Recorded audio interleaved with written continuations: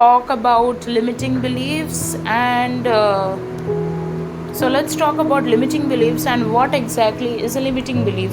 So limiting belief is anything that comes in the way of your manifestation. It's something which keeps on running in your brain for some time, and like it will, like for example, if I want to lose weight and somebody like feeded it in my mind that what, Christina, you have a lot of weight for a long time, and because your mom and dad are very healthy people, so that's why healthy people, as in not healthy people, overweight people. So maybe you it is very difficult for you to lose weight, or you will never lose weight, or you will stay like this forever. So this is something which you, if you have been in an overweight category for quite some time, you might get these kinds of comments, because I used to get these kinds of comments. So I proved every one of them wrong by being persistent with my practices. I was like, this is your limiting belief that I cannot lose weight. It's not my limiting belief that I cannot lose weight. I can lose weight, and I'll prove you that I can lose weight and I can be slim. There are so many actresses also who have had the same kind of problems. So basically, when they were young, they had a lot of weight, and somebody like motivated them to keep on going, even when they faced difficulties in losing weight, or they took a lot of time. A matter of fact is that if you have been fat for quite some time, it will take some time to actually lose weight, because there are stubborn adipose tissue. But this is scientifically, anything is possible when your mind is focused on what you want and not want on what you don't want. So one thing I would like to tell you is, I don't know, like, this just wanted to come out of my brain or mind to you guys. So in March month, not March, in December month, I proposed my person to marry me, and he said no. So, and to be honest, I always knew that it was not about that, he doesn't love me or something. Even though there have been quite such incidents wherein he has proved that he doesn't love me, as in like only on the outer surface, but it's not true that he doesn't love me. So he told me no, because I was expecting that no, because I felt like we haven't talked to each other like for consistently for a long time. Like, we used to talk to each other, but it was once in a week, and that too, like, it was not totally like how friends talk or how lovers talk. It was sort of lover kind, it was sort of friendship kind, but it was not something like, it was something black and white. So it was not either black or white, it was somewhere in between. So it was something like that. And as a matter of fact, I should have had this, I should have expected him to say yes, and a part of me expected him to say yes, but he didn't. And sometimes when I feel very desperate for him, or I am missing him very badly, I do get into a lack state, and I start thinking, okay, he never said yes to me, and how could it be that it is possible for me to prove to everyone that even when he said no, I can get the marriage with him. And then I came to this realization, like, it was something which was there in my mind, and I was sort of like, I actually, that was a part of me which felt very disappointed. That is why it used to loop that in my brain, until I came to this realization today that it doesn't matter what he said in the past, because the past is dead. The past doesn't exist. It's always today, right now, what is happening, what I am thinking, which is running in my brain. So when I wanted to become a data analyst, like, I'm not saying data analyst in the form of a coding way, but data analyst, or I would say like business analyst is the right word for it. So when I wanted to become a business analyst, everybody told me, you don't have an engineering background, you don't have any prior experience of what it is, You just entered into this field and you think that you can make a profession out of this. No, boss, it's not gonna happen. And I stopped talking to those people who told me all these things. I was so strong that I want what I want. So if you want what you want, you should focus on what you want rather than what has happened. And I know that it is very difficult sometimes to come out of that limiting belief that, he said no. We have had so many difficult emotions to go through when he said no. Not only did it have consequences for me, it had consequences for him also, and he didn't even think about it when he said no to me. But in the end, it's not about what he said or what he didn't say. You know what is the truth. You know what his real feelings are. You know that you guys are meant to be husband and wife. Then what's stopping you from, being persistent? So it's like when you're in a roller coaster, you do have the ups and downs, but you keep sitting on that chair. Had you start moving in that chair, like, you start shaking, you go from this direction to that direction in the seat, you would feel like, you are going to fall down from the roller coaster. Why? But there is a reason why there's a seat belt in that roller coaster, because it indirectly gives you a message to be stable, to be still in the present moment. And I know that these things, when I say that, it's very easy to do, but when you are triggered, when you are going desperate, when you're going mad for your person, then it's very difficult. But in that case, I would say that try to deep pedestalize this marriage with him, deep pedestalize him from that place, as if because you feel that it is unattainable. It is somewhere you have this limiting belief that he said no, then how can he say yes? But it's not about he doesn't have feelings for you. It is not that he doesn't want to marry you. It's what he said in words, but that's not what he feels. And I know that it can be difficult. If you want, you can always vent out to your person and say that, this is not the way. You can always, what you should always say what you mean from your heart. But at the same time, I'm asking about the mental alignment. I'm asking you to do the mental alignment. I'm not asking you that you should not be saying what you feel to your person. I'm not asking you that you should not feel your emotions and that you feel hurt by whatever has happened. You can feel hurt. There's always feelings are not your enemies. But what I'm trying to say is discipline yourself, be persistent, because that is something which is very much necessary. So that's it. Thank you. Okay, so I want to today say something. So what is the biggest inhibitor of attracting relationship?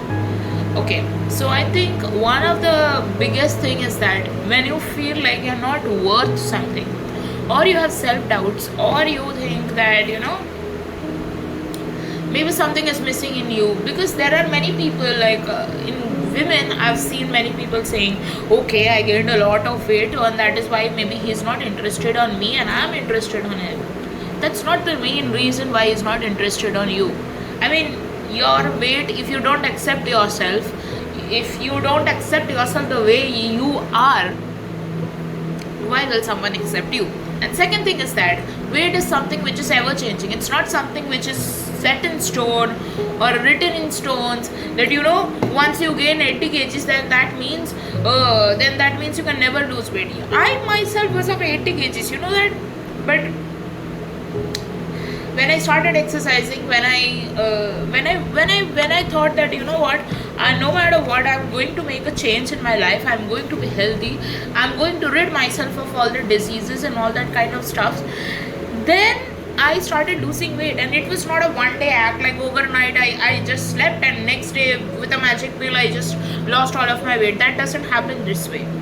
It happens when you persistently make a decision that I am going to make healthy choices in my life. Then that doesn't mean that you cannot have pizza once in a while. It doesn't mean you cannot have chocolate once in a while. Or that doesn't mean that you cannot have ice cream sometimes. You can have anything you want. But the main thing is that if you're always focused on hating yourself, if you're always focused on, I don't have this and that, or this and that, and this and that. And in men, I've seen many people, like, I don't know whether this is inside my SP or not, but I've seen many men complain about, I don't earn so much, why would she marry me? And I'm like, you have this amount of self-confidence in yourself, you don't earn so much, dude. If you think that I can be a millionaire, you can be a millionaire. So that's how I motivate my friends. And there is also one of my friend who he had seen his father actually struggling to buy a house. So he made a point that no matter what earning he earns, he's going to set aside some money just for buying the house. And within, I think, within 5-6 years he bought a house. And it doesn't matter whether it's a 1 BHK or a 2 BHK, but it's at a place which is a metropole. And it's something which he set a standard for himself and he achieved it. So if you don't believe in yourself, who will? And I'm not saying that you cannot have like, sometimes we tend to have self-doubts on ourselves, but what I mean to say is that even if you have self-doubts, you need to have faith on yourself. Now when it comes to my SP, as much as what I have seen in him, he feels like somewhere. So I remember there was a time when I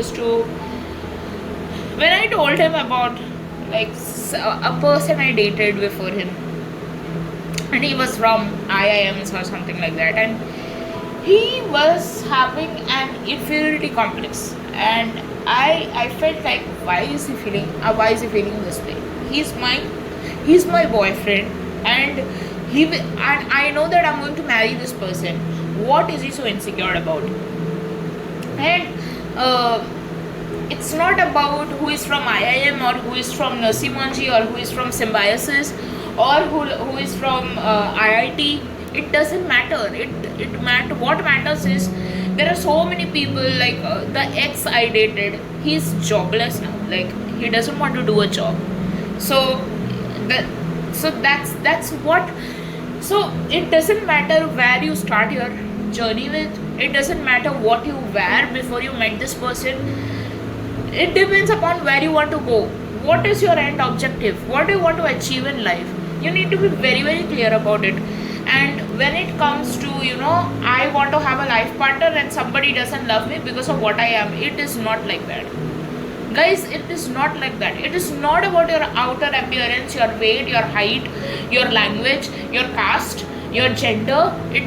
Gender I cannot say, but it doesn't matter. Everything is your self-confidence. Have you ever been in an interview wherein you just went and gave the interview, you knew nothing out of it, but you passed the interview? Why? Because of the confidence, because of the attitude. You need to have that thing.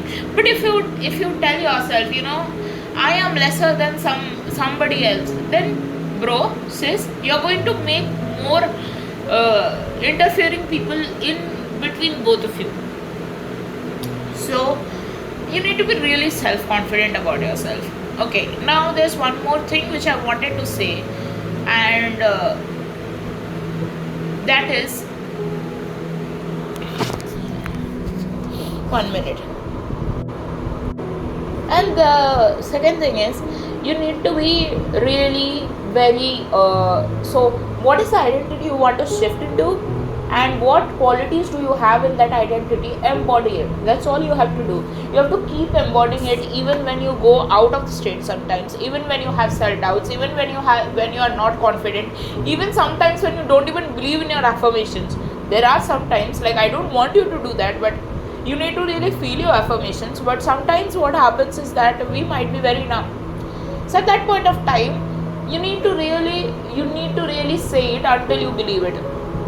So that's the thing. Also, one more thing which I felt like I can give a motivation. So 2 days back, I met a very senior person in my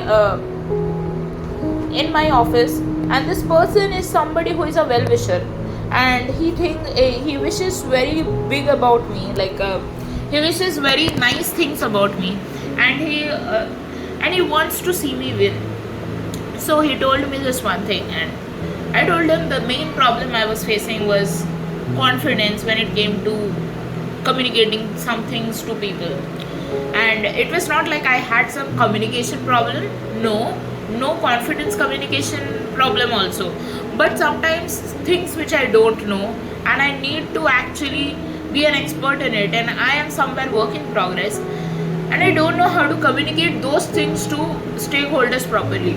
So that was the problem I was facing, and somewhere I was telling myself that I'm not good in this and that, and that was what was backfiring on me.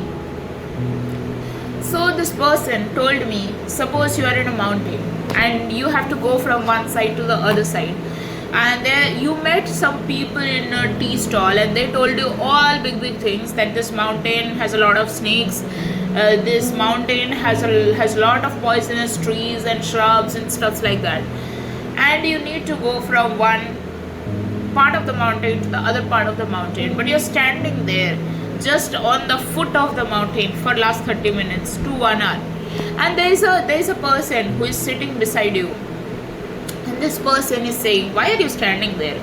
You say that because I'm just scared that I cannot go up the mountain, because some people said that there is a lot of poisonous things out there. So that old man said that okay, I'll give you a lamp. You just see only the 5 miles of the mountain and you go up. And you did that. You didn't move even then. You were still scared. So what would you do now? And this is what my director asked me, and he said that old man is me, and you are the person who is standing for the last 30 minutes to 1 hour there. So what will you do next? I answered a lot of questions. Then I said that I would first try to cross the next 5 miles, wherein you said the first milestone was to to cross the poisonous snake, the poisonous tree, and the poisonous shrub out there. So I will try to find my way outside of it. So he said, exactly. So that's what you need to focus on. You just need to focus on a few things which you can cross right now. So that means if all your life you had beliefs like, I am fearful of being in a relationship, I am fearful of this and that. So first you need to really ask yourself, what made you think that way? Most of the answers you will get is, somebody told something to me, I faced something in the past, or that too when you just go to the root cause analysis and do the root cause analysis and ask yourself, from where did I get these beliefs that relationships requires vulnerability is very risky, because my SP has that way. He feels that being vulnerable is very scary thing, so he will not do that. So vulnerability is very risky, or being in a relationship is very risky. You can risk you can risk a heartbreak and all that stuff. When you really ask these questions to yourself, the answers you will get is, you made these assumptions for you, and maybe at some point of time somebody gave you a bad experience of love, maybe somebody gave you a bad experience in friendship, or maybe somebody gave you a bad experience in being vulnerable with someone, or you shared your heart with someone and they hurt you. But it was a person. It was not actually that. It was not a standardized thing that every time you do this, something bad would happen to you. Suppose long ago I was actually traveling in an escalator, and so escalator, you see, right, in a mall, there are moving staircases. So once I was coming from up to down, and in some or the other way, what happened was, my one foot was on the upper part of the staircase, and one foot was on the lower part of the staircase. There are moving staircases, right? So one foot was on the upper part of the first staircase, like it was going down, and the other foot was on the third part of the staircase, and I was in a very bad position. I fell down, and they had to stop the escalator, and then they had to calm me down, because I got very scared. After that, I could not come back from an escalator from up to down. I can go from down to up, but I cannot go from up to down. Why? Because I still have that fearful thought inside of me. Now if you see, every time you travel in an escalator, this thing is not going to happen, but you've feeded this thing in your mind so deeply that you cannot open yourself up to new possibilities, new experiences, or new things. So if you see and do the root cause analysis, you'll just understand this one thing: it was your assumptions, it was not even about the people, experiences, or anything. So if somebody taught you that love is a very hard thing, or if somebody taught you that love is something which is temporary, then that means that person was temporary. Love is never temporary. So this is something which you need to learn. And I guess I think I've seen many men, not all men but few men, who are very fearful of being vulnerable.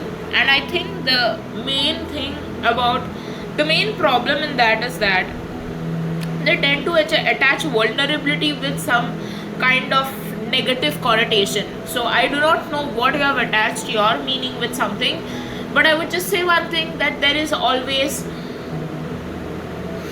you can always have a positive thing in your mind and you can manifest that in your life.